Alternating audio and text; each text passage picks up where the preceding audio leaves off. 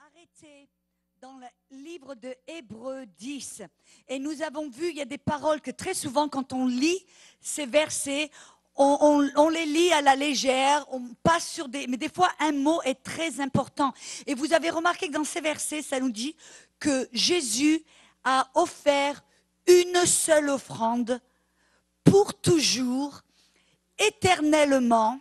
Amen.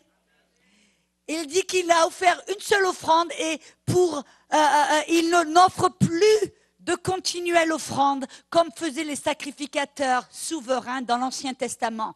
Dans l'Ancienne Alliance, il le faisait continuellement, tous les ans, à travers toutes les différentes fêtes juives qu'il faisait il célébrait en tuant des agneaux, des taureaux, des béliers. Et il le faisait d'une manière continuelle. Et on voit que ces offrandes, elles couvraient seulement le péché. Et ça veut dire qu'ils avaient toujours cette conscience du péché. Ils savaient que leur péché a été couvert, mais leur péché n'avait pas été enlevé. Donc, ils s'approchaient toujours vers Dieu avec la crainte. Amen. Et si vous regardez dans Hébreux chapitre 10, dans le verset 17 à 22, il ajoute « Et je ne me souviendrai plus de leurs péchés, ni de leurs iniquités. Or, là où il y a le pardon des péchés, il n'y a plus d'offrande pour le péché. Ainsi donc, frères, puisque nous avons au moyen du sang de Jésus une libre entrée dans le sanctuaire par la route nouvelle et vivante qu'il a inaugurée pour nous au travers du voile, c'est-à-dire de sa chair, et puisque nous avons un souverain sacrificateur établi sur la maison de Dieu, approchons-nous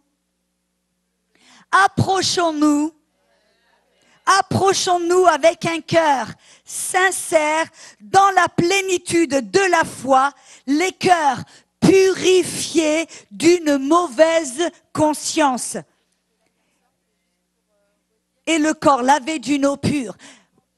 Vous vous rappelez en conjonction et en connexion avec ce dont on a parlé au sujet d'Adam, qu'est-ce que c'est qui a fait que Adam ne pouvait pas s'approcher de Dieu avec confiance, mais il avait peur, il avait honte, il avait ce complexe d'infériorité et de culpabilité qui fait qu'il s'éloignait, il se cachait de Dieu continuellement. Et alors, Dieu, afin de nous approcher vers lui en toute confiance, sans peur, sans crainte, qu'est-ce qu'il a fait? Il a effacé le péché. Et parce qu'il a enlevé et effacé le péché, alors, il a de même enlevé cette conscience du péché.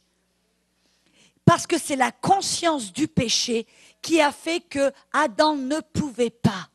C'était pas seulement le péché, c'était la conscience du péché qui lui a fait perdre cette habilité de s'approcher vers Dieu sans peur, sans crainte et sans honte.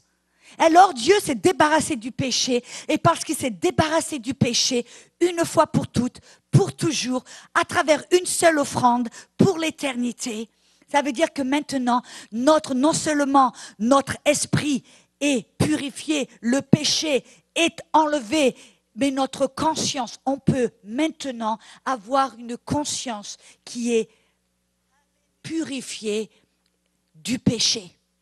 Amen. Et on va l'étudier un petit peu plus en profondeur dans l'heure qui suit. Amen. Mais je veux voir une différence là entre l'Ancien Testament.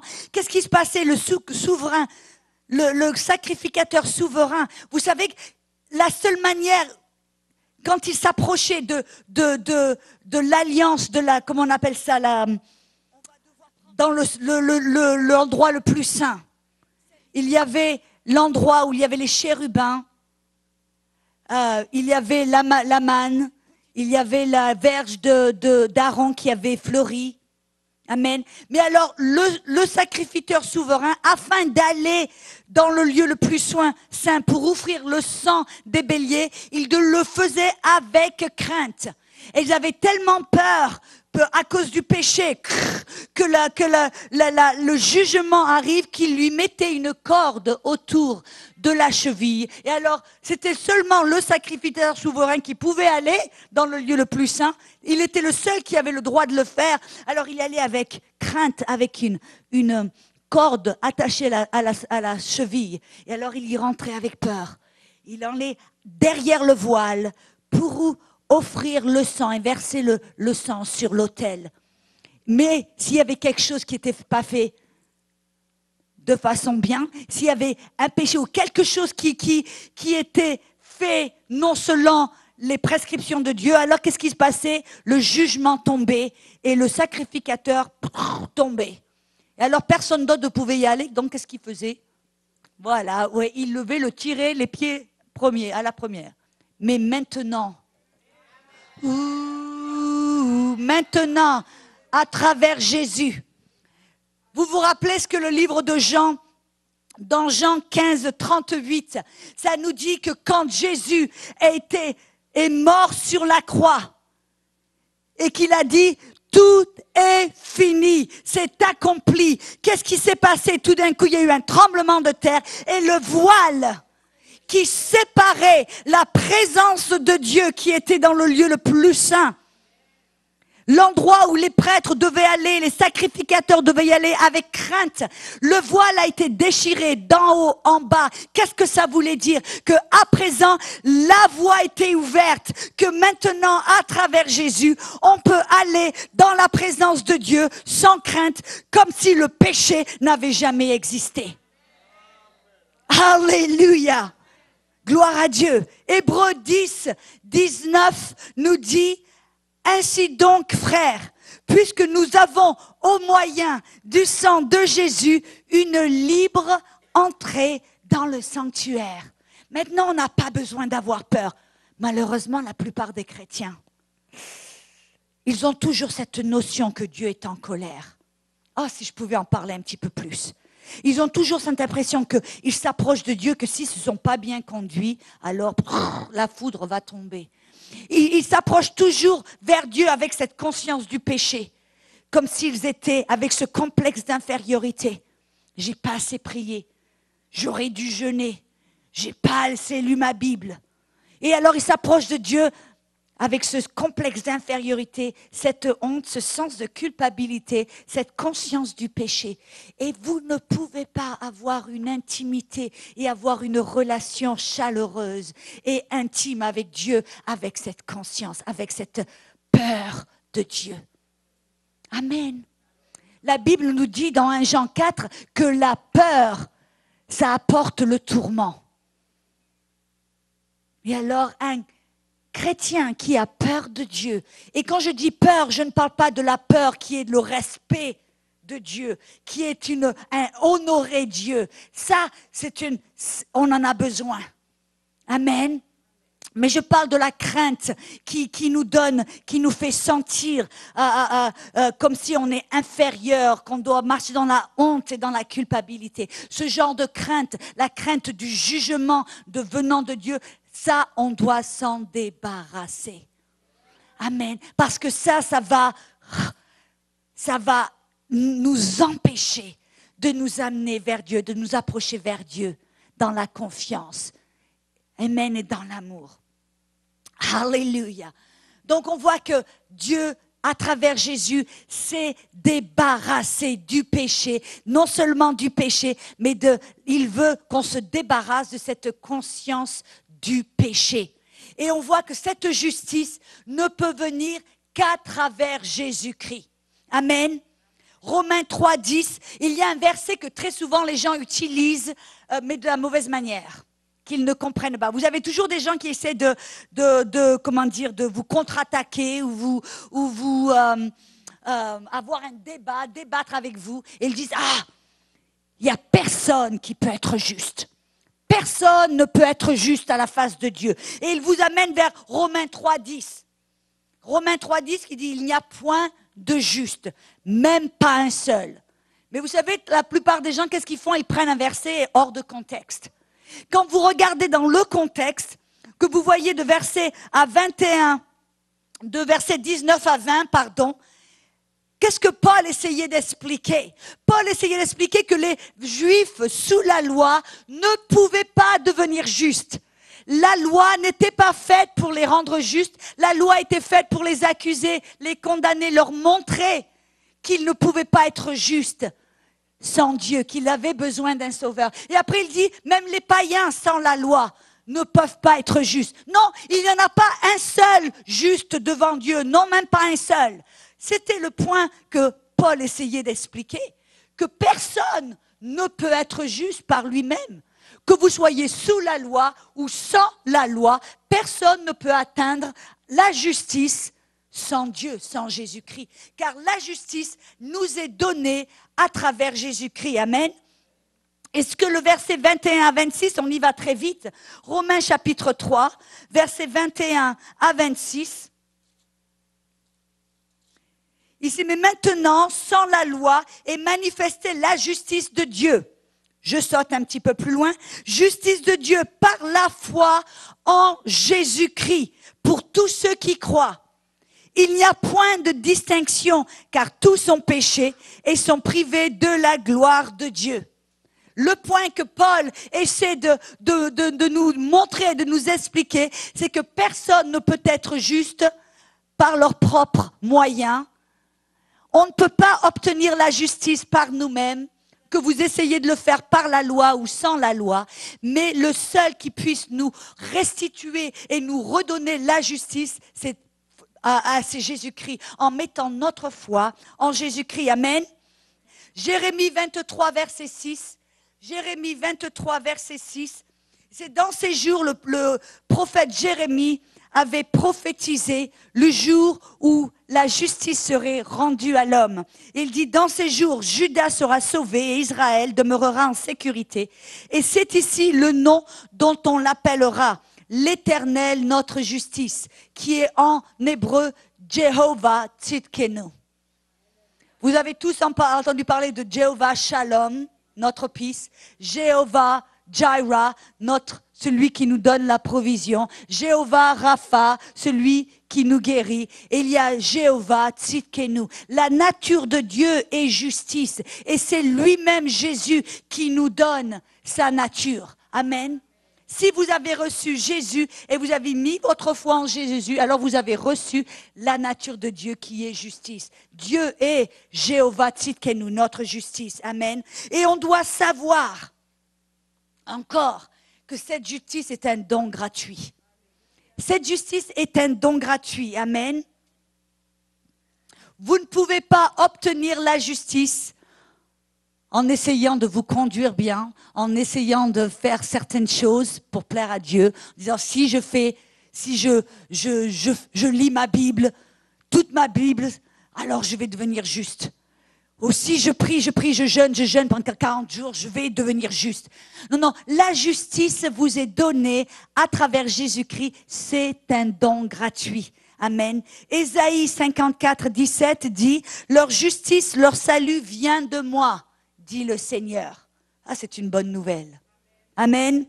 Romains 5, 17 dit, si par l'offense d'un seul, la mort a régné par lui seul, c'était Adam bien sûr, à plus forte raison, ceux qui reçoivent l'abondance de la grâce et du don de la justice, régneront-ils dans la vie par Jésus-Christ lui seul. Vous avez remarqué, ceux qui reçoivent le don de la justice. Si vous devez mériter la justice, alors c'est plus un don. Un don est gratuit, oui. Un don, vous ne payez pas, vous ne méritez pas, c'est quelque chose qui vous est donné. Amen. Gloire à Dieu. Galates 2,21 dit, je n'annule pas la grâce de Dieu, car si la justice est par la loi, Christ donc est mort en vain. Si j'essaie d'obtenir la justice par mes propres œuvres, par ma propre bonne conduite, alors j'annule la grâce de Dieu. Vous savez ce que c'est la grâce de Dieu? Il y a une différence entre la grâce et la miséricorde. La miséricorde, c'est qu'on n'a pas reçu ce que l'on méritait, le châtiment, le jugement, l'enfer. Oui. La miséricorde de Dieu a dit, il mérite l'enfer, il mérite le jugement, mais à travers ma miséricorde, ils ne vont pas l'avoir.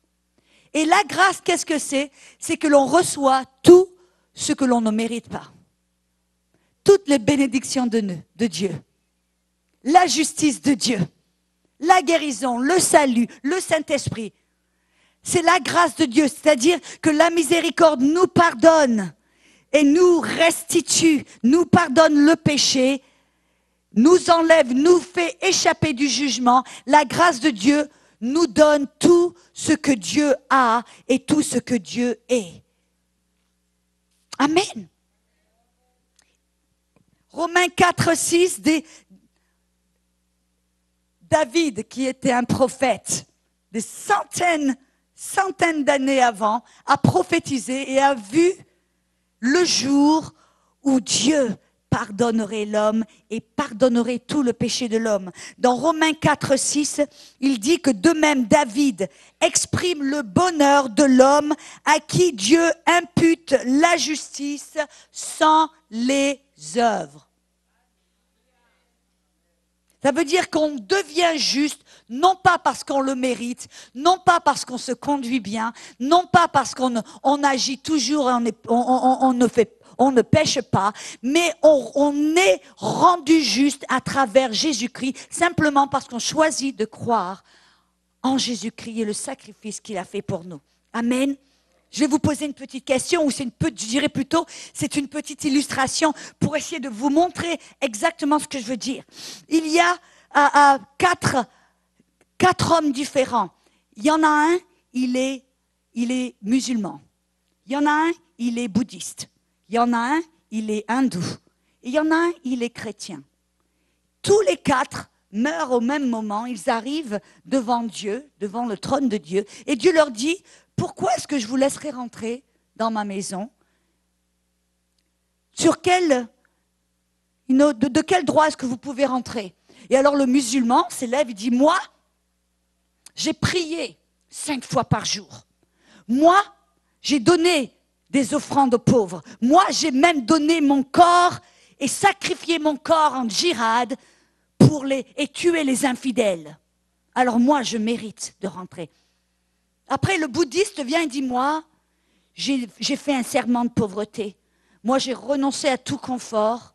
Je suis allé dans le temple, j'ai rasé ma tête, j'ai porté une robe de safran et moi, je me suis humilié. Alors, j'ai prié tout le temps dans le temple. J'ai même vidé ma tête, j'ai essayé de méditer.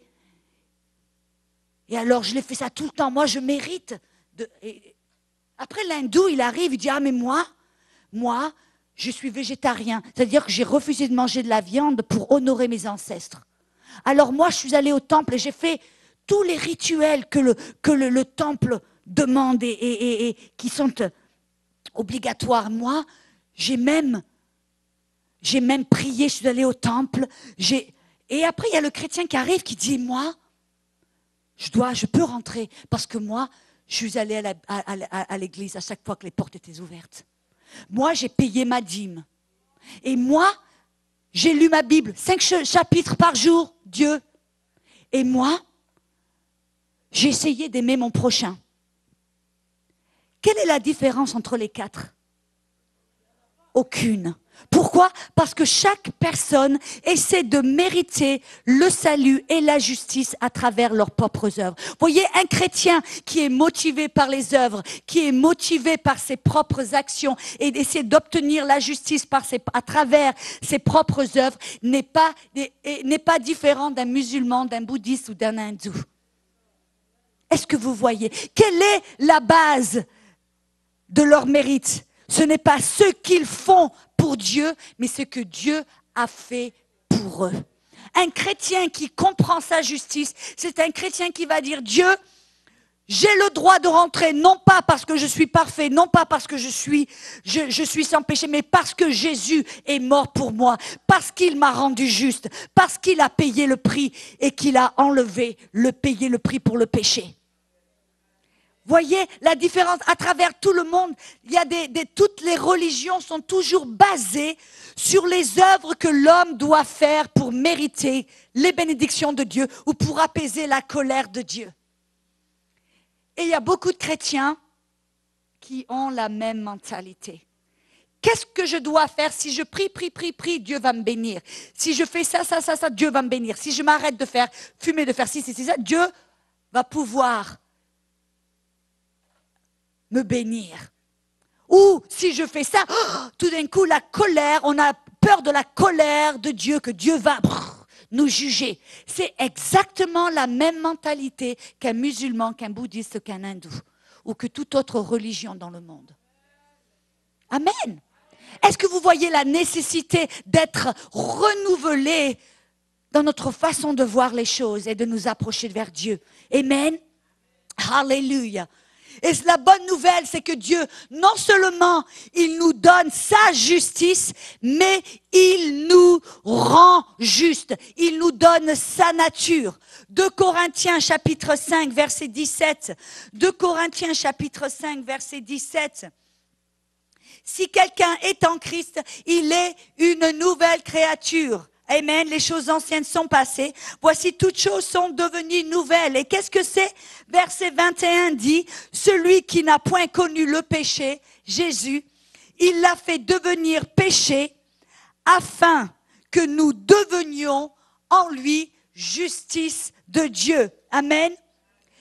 Vous n'avez pas été simplement donné la justice de Dieu, vous avez été rendu juste, ça fait partie de votre nature. C'est votre comment on dit, ADN. Votre ADN, c'est justice. Pourquoi? Parce que le sang de votre Père coule, le sang divin coule dans vos veines. Amen. Dieu vous a donné sa justice, vous a rendu juste. Et vous vous rappelez ce dont on a parlé hier? Quelle est la partie de vous? Quelle est cette nouvelle créature? Est-ce que c'est votre corps qui est juste? Votre chair? Non. Est-ce que c'est votre âme, vos pensées, volontés, conscience qui est juste? Non. Mais c'est votre esprit. Amen. C'est cette partie de vous qui est juste. C'est pour ça, regardez avec moi. Dans 2 Corinthiens chapitre 6. Voyez la nouvelle naissance. C'est pas simplement recevoir un nouveau début. Non, c'est recevoir une nouvelle vie.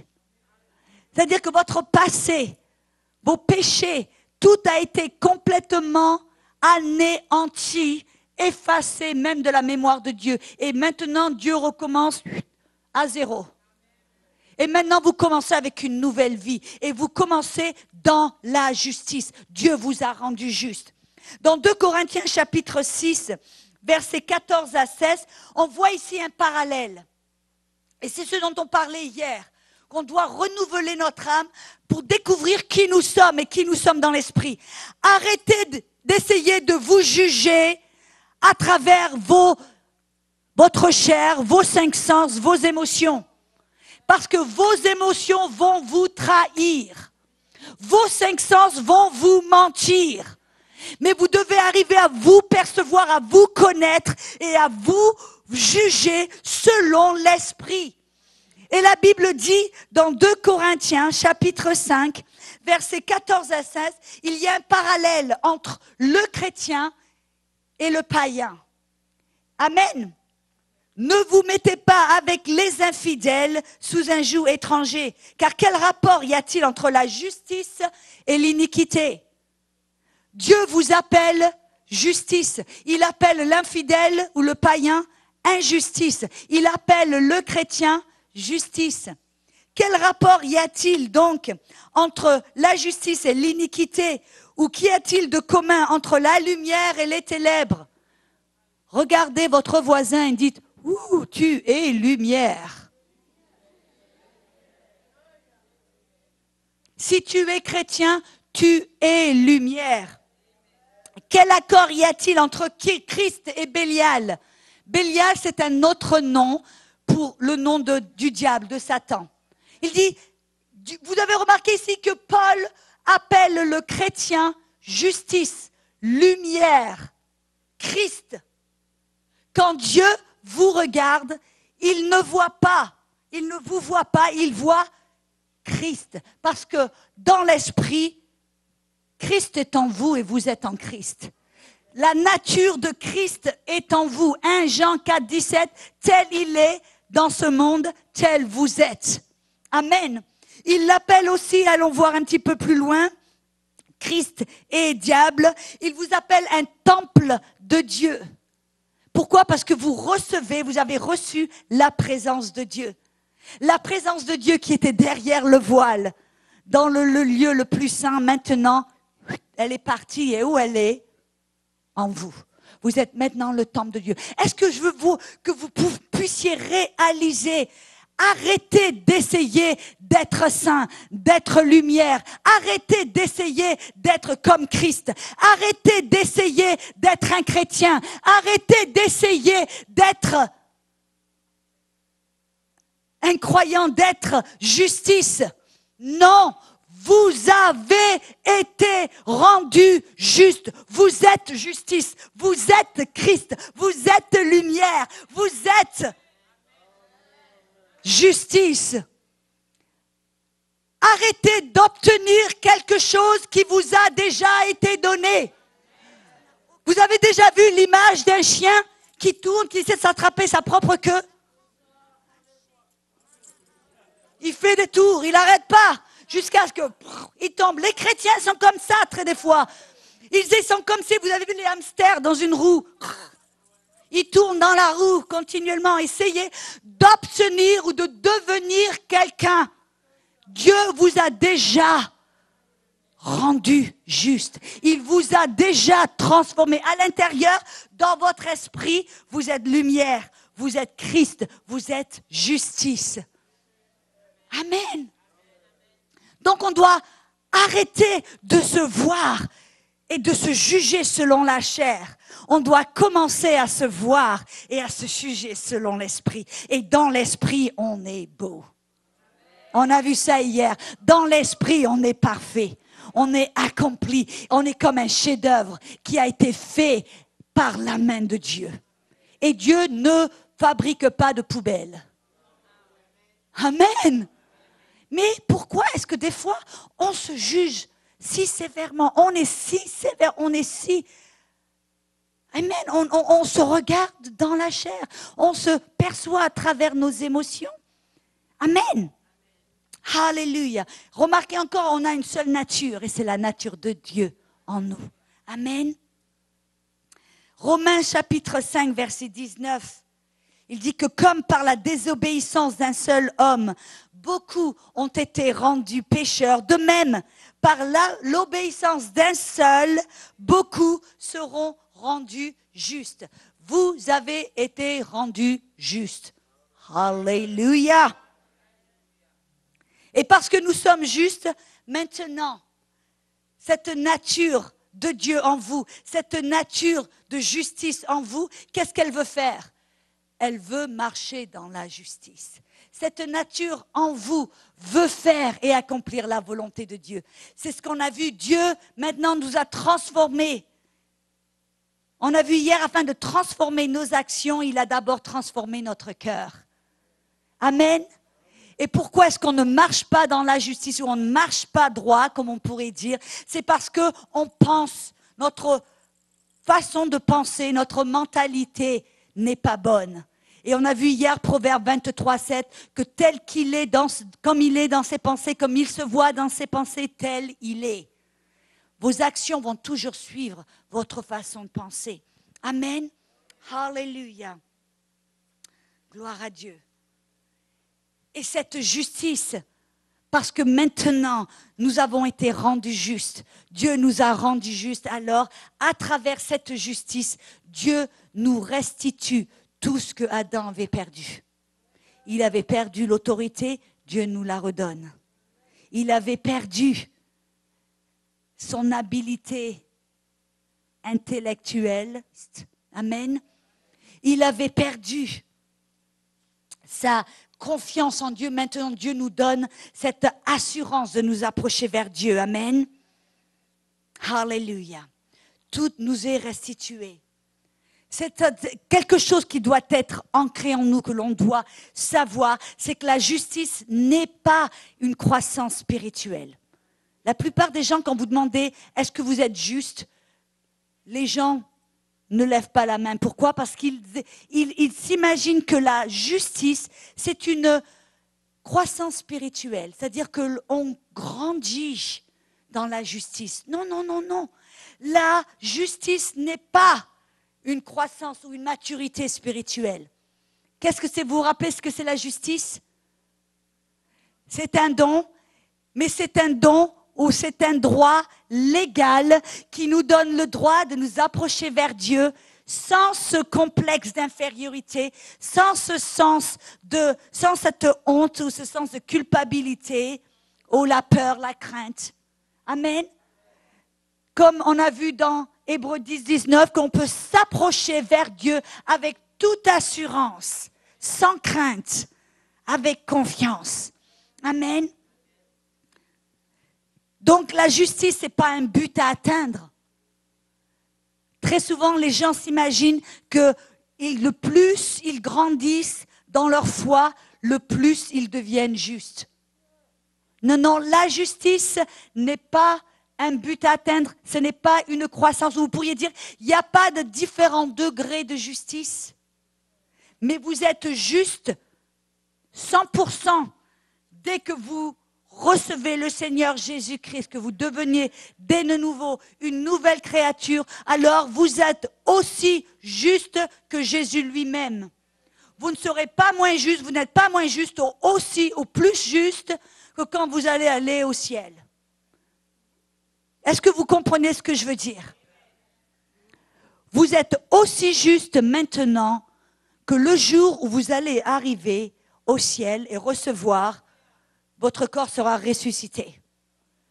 Votre justice sera exactement la même. Amen. Et vous êtes aussi juste que Jésus lui-même. Amen. 1 Jean 4, 17. C'est un de mes versets préférés. Tel qu'il est, tel que Jésus est, tel nous sommes dans ce monde.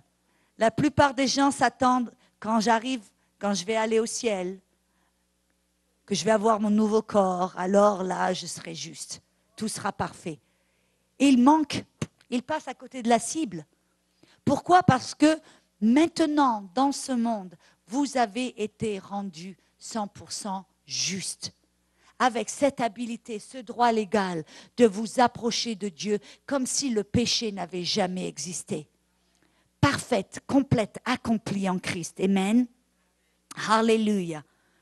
Et ça veut dire que la justice, on doit l'accepter par la foi.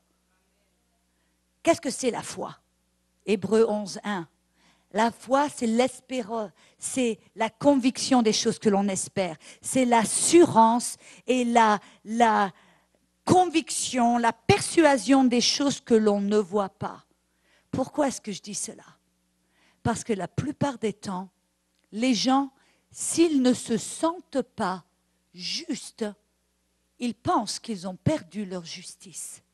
C'est-à-dire qu'ils essayent de percevoir leur justice selon leurs émotions ou selon ce qu'ils sentent à l'intérieur. Est-ce que vous comprenez?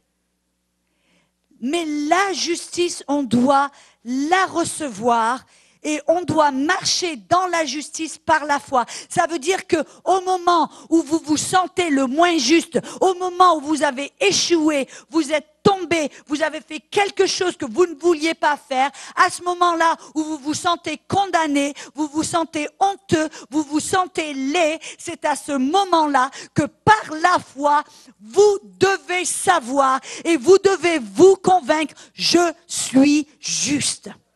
Pourquoi est-ce que je dis ça? Je me rappelle quand j'étais toute jeune dans le Seigneur et que j'avais fait quelque chose que je n'aurais jamais pensé que j'allais faire. Vous savez, ma réaction, là, le jour d'après, c'était dimanche. Vous savez quelle était ma réaction? D'habitude, je m'assois comme monsieur, madame, le premier rang dans l'église. Je suis la première à l'église, je m'assieds à l'église avec ma Bible. Je vais être le plus près possible du prédicateur. Ce jour-là, parce que je me sentais coupable, je me sentais laide. Qu'est-ce qui s'est passé? Je me suis assise à l'endroit le plus loin, au fin fond de l'église. Pourquoi? À ce moment-là, je me sentais coupable. C'est à ce moment-là, si seulement j'avais entendu ce message, ou que je devais savoir, même si je ne me sentais pas juste, même si toutes les apparences disaient, regarde-toi un peu ce que tu as fait, t'es laide, regarde un peu ce que tu as fait, mais Dieu peut pas t'aimer comme ça. C'est à ce moment-là que par la foi, on doit accepter et se convaincre qu'on est la justice de Dieu en Jésus-Christ. Non pas parce que on se sent très souvent les gens quand ils ont prié, ils ont prié 2 heures, ils ont lu leur Bible, alors ils ont jeûné, alors là on se sent juste, alors là on est plein d'assurance, alors là on s'approche de Dieu. Mais quand on est au plus bas, qu'on se sent qu'on ne mérite pas l'amour de Dieu, on se sent qu'on ne mérite pas la faveur de Dieu, c'est à ce moment-là qu'on doit se dire, oui, je ne le mérite pas, oui, je ne me sens pas juste, oui, mais c'est à ce moment que je dis, ça n'a rien à voir avec ce que je ressens, ça n'avait rien à voir avec ce que je vois, ça n'a rien à voir avec les apparences, non, car dans mon esprit, je suis juste. Et c'est à ce moment-là qu'on s'approche, on ne s'éloigne pas de Dieu, on se rapproche de Dieu. On ne fait pas la même bêtise que Adam a fait, c'est-à-dire qu'on se recule en se disant, je suis laide, je vais me cacher parce que je suis coupable. Non. On est coupable, mais on peut s'approcher avec assurance en se disant, Dieu, tu m'aimes. Dieu, tu m'acceptes. Dieu, tu ne me rejettes pas, mais tu m'embrasses, tu m'aimes parce que en Christ, je suis la justice, ta justice. Je suis juste. Ça nous donne cette assurance, ça nous donne cette habilité de nous approcher de Dieu. Amen. Gloire à Dieu. Alléluia. C'est là qu'on en a besoin, par la foi, de croire en quelque chose que l'on ne peut pas voir, que l'on ne peut pas sentir, que l'on ne peut pas entendre, que l'on ne peut pas toucher. Alors on croit qu'on est juste, pas parce qu'on agit juste, pas parce qu'on a l'air tout bien, avec notre petite Bible sous le droit. Non, on est juste parce que Dieu nous l'a donné à travers Jésus-Christ. Amen. Alléluia. Marc 11, 24 nous dit que par la foi, nous devons croire que nous avons reçu. Amen. Parce que vous savez quoi? La justice vient, c'est un don, mais elle vient avec le salut. De la même manière, quand vous êtes né, monsieur, quand vous êtes né, vous étiez un petit bébé, est-ce que vous étiez né un bébé mâle ou femelle? Mâle. Vous étiez un petit garçon. Amen. De la même manière, quand vous êtes, c'est votre nature. Il y en a qui essaient de le changer, mais bonne nouvelle, vous ne pouvez pas changer ça. Amen. C'est votre nature. Vous êtes un petit garçon, vous êtes un homme. De la même manière, quand vous êtes né de nouveau, votre nature, NDA, c'est la justice. Vous avez la nature de Dieu en vous. Vous êtes juste. Et ça, on ne peut pas le changer. Ça fait partie de votre nature. De la même manière, je peux lui mettre une perruque, du maquillage, des talons, une jupe et tout ce que... ça ne va pas changer sa nature. Amen, il est homme. De la même matière, même si vous tombez, vous êtes dans le péché, que vous avez fait des erreurs, que vous regardez à l'extérieur, vous n'avez rien d'avoir l'air d'un chrétien, mais à l'intérieur, vous êtes justice, c'est votre NDA, c'est qui vous êtes, vous avez la justice de Dieu à l'intérieur. Je sais que c'est difficile à avaler, mais on va voir un petit peu l'autre côté. Rappelez-vous ce que je vous ai dit, soyez patients. Amen. Alléluia, c'est complètement contraire à la plupart des choses qu'on nous a enseignées. Que notre justice va et vient, que si on pêche, immédiatement on perd notre justice. Non, la justice, ça fait partie de notre NDA, ça fait partie de notre nature. Dieu nous a donné sa nature. Dieu est juste, Christ est juste. Amen. Alléluia. Éphésiens 2, 8 dit, car c'est par la grâce que vous êtes sauvés par le moyen de la foi qui résulte en justice. Amen. Alléluia.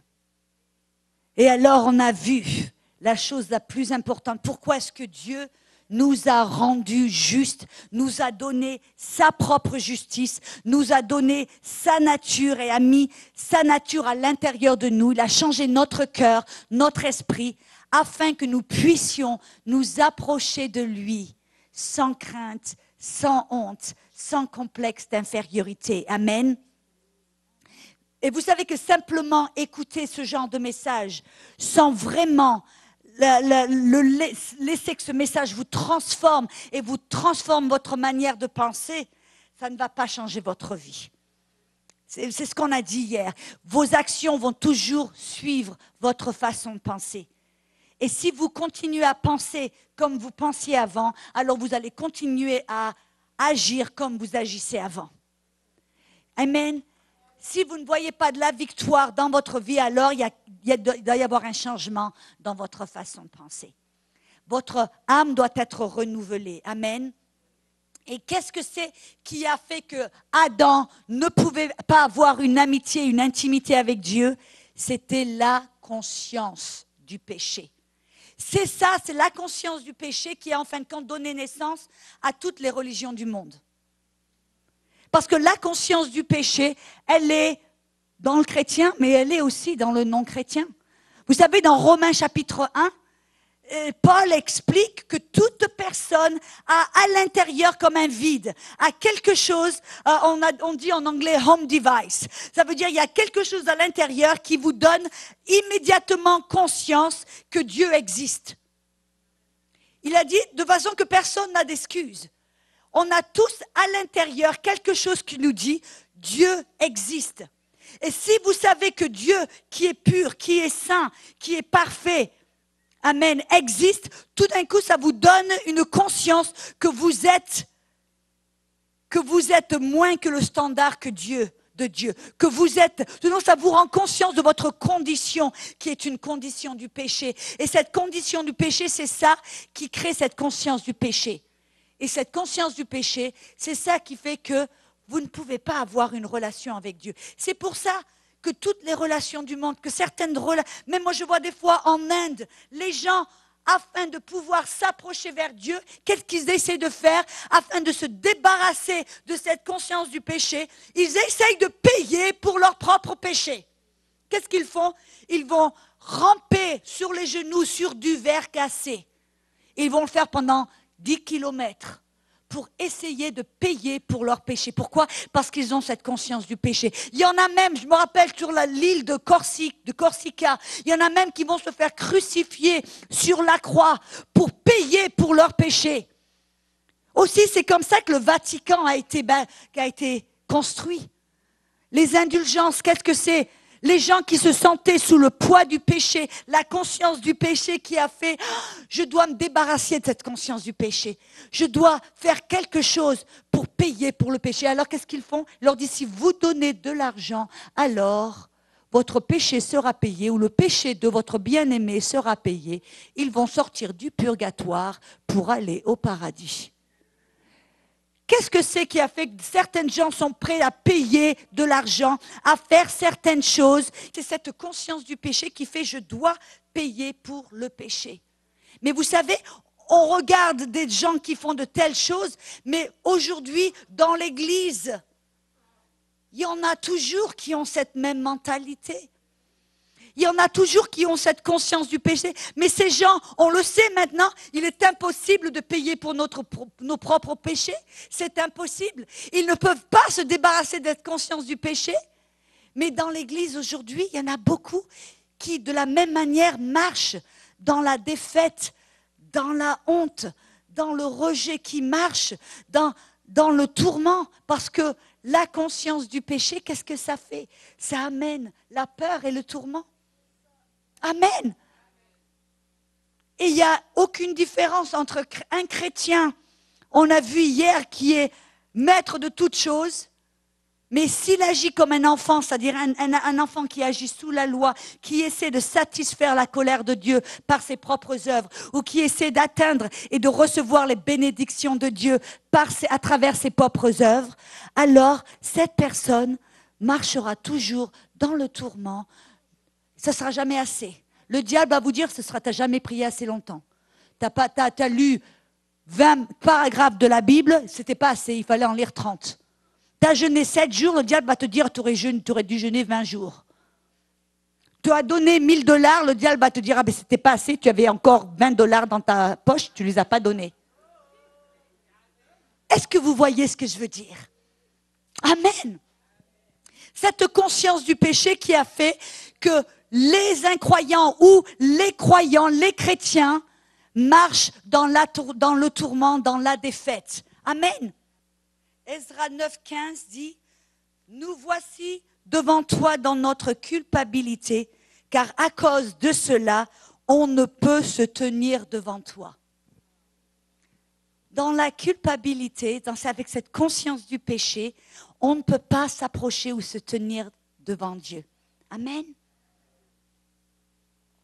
Alors, on l'a vu hier, mais je vais le répéter. Parce que c'est quelque chose que l'on doit entendre encore, encore et encore, afin de changer notre façon de penser. Afin de se débarrasser de cette conscience du péché, afin de pouvoir nous approcher vers Dieu sans honte, culpabilité et sans ce complexe d'infériorité, de pouvoir se tenir devant Dieu et de jouir d'une relation intime avec Dieu sans peur, en toute confiance. On doit se débarrasser de cette conscience du péché. On a vu que Dieu s'est débarrassé du péché. Oui ou non? En Jésus, il a payé pour tout le péché, passé, présent et futur. Tout jugement a été mis sur lui. Il est devenu péché. Mais pour certains d'entre nous, la conscience du péché est toujours là. Ce n'est pas le péché qui vous empêche de vous approcher de Dieu, c'est cette conscience, cette culpabilité, ce complexe d'infériorité, cette honte qui vous empêche de jouir de cette relation intime avec Dieu. Alors comment se débarrasser de cette conscience du péché? Proverbe 23, 7. Vous devriez la connaître par cœur maintenant. Telles sont ses pensées, tel il est. Amen.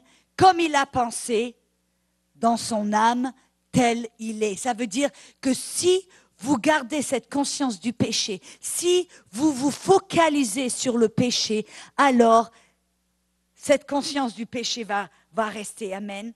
Dans la Genèse chapitre 30, qu'afin de pouvoir changer, enlever, se débarrasser de cette conscience du péché, on doit changer notre manière de penser. On doit commencer à se voir dans l'esprit. On doit commencer à se voir en Christ. Parce que c'est comme ça que Dieu nous voit. Pourquoi est-ce que même si on fait des fautes, même si on a échoué et qu'on s'approche de Dieu, pourquoi est-ce que Dieu ne nous rejette pas? Parce que Dieu ne nous regarde pas dans la chair, Dieu nous regarde dans l'esprit. Et dans l'esprit, vous êtes juste. Dans l'esprit, vous êtes innocent. Dans l'esprit, vous êtes justifié. Dans l'esprit, vous êtes parfait. Alors on doit commencer à se voir et à se percevoir, en se dire, ah, je peux, même si je suis coupable, je peux m'approcher de Dieu. Et Dieu ne va pas me rejeter, Dieu ne va pas me renier, Dieu ne va pas m'accuser. Pourquoi? Parce qu'il me regarde en Christ. Et en Christ, je suis innocente, je suis justifiée. Amen. 2 Corinthiens 3,18. Nous tous, qui, le visage découvert, contemplant comme un miroir la gloire du Seigneur, nous sommes transformés en la même image, de gloire en gloire, comme par le Seigneur et l'Esprit. Amen. On a vu hier le miroir. Le miroir de la parole, c'est le miroir de la parole qui nous montre notre réflexion, qui vous êtes. Parce que les paroles de Dieu sont esprit. Amen. Jean 6, 63.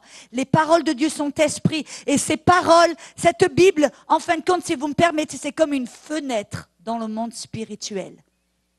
Quand vous ouvrez votre Bible, c'est comme si vous ouvriez une fenêtre qui vous permet de voir dans le monde spirituel. Et dans le monde spirituel, en ouvrant votre Bible, vous pouvez découvrir qui vous êtes dans l'esprit. Vous voyez votre image, votre réflexion dans l'esprit.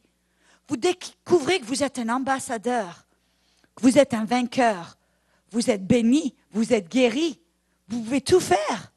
Vous êtes parfait, vous êtes complet, vous êtes accompli, vous êtes juste dans l'esprit. Et c'est ça que l'on doit. Si vous gardez cette image en face de vous et que vous renouvelez votre âme en vous fixant votre attention sur qui vous êtes en Christ, votre image spirituelle, votre visage spirituel, qu'est-ce qui va se passer? Vos actions vont commencer à changer. Vous allez commencer à reproduire la justice. Vous savez, la plupart des gens, ils essayent de se conduire d'une manière juste afin de devenir justes. En Dieu, ce n'est pas comme ça. Dieu nous a rendus justes afin que l'on puisse produire une conduite juste. Vous comprenez ce que je veux dire? Si vos racines sont justes, vos fruits vont être justes. Si votre nature est juste, votre conduite va être juste. Et afin de pouvoir marcher d'une manière juste, on doit penser d'une manière juste. On doit renouveler votre âme. Amen. Tout le monde va bien? Alléluia. Alors, ça va changer notre manière d'aborder la parole de Dieu. Voyez, maintenant, on ne lit pas notre Bible afin de faire notre bonne petite action et d'impressionner Dieu. Ah, si j'ai lu mes 5 chapitres, Dieu, maintenant, tu dois me bénir. Maintenant, on lit, on aborde la parole, on lit la parole parce qu'on comprend que ça va changer notre façon de penser. Et quand on change notre façon de penser, ça va changer notre façon d'agir, de marcher, de parler. On ne lit pas notre Bible pour Dieu, Dieu n'en a pas besoin. On lit notre Bible pour nous. On ne prie pas pour impressionner Dieu, on prie pour nous fortifier spirituellement. On ne donne pas notre dîme pour Dieu, Dieu n'en a pas besoin. Amen. On donne notre dîme afin de pouvoir relâcher notre foi, afin de pouvoir semer une semence et recevoir. Amen. Tout ce que l'on fait maintenant, on le fait, le motif doit être qu'on comprend pourquoi on fait ce que l'on fait. Amen. Ce n'est pas d'essayer d'être juste, on est juste. Et parce que si vous êtes juste, vous allez agir d'une manière juste. Si vous êtes juste, bien sûr, vous voulez prier. Si vous êtes juste, vous avez besoin de lire votre Bible. Si vous êtes juste, un juste est généreux. Un juste aime parler avec Dieu. Un juste aime connaître Dieu à travers la parole. Un juste aime donner. Un juste aime faire certaines choses. Amen. Alléluia.